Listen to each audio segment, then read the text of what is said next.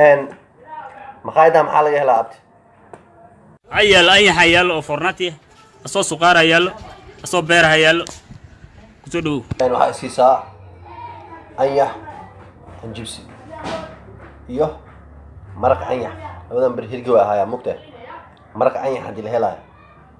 goon saxni usoo shub marka anyaxa liin soo raaci liin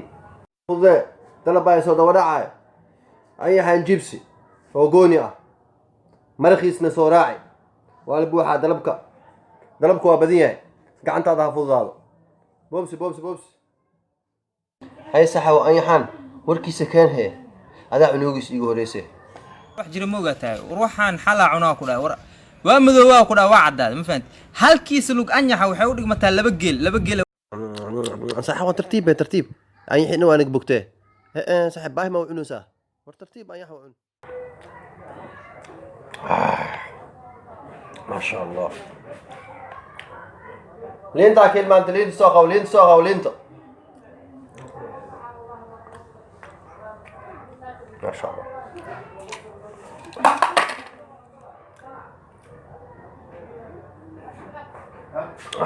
مرق أنيح بحكي مع عمل والله ما شاء الله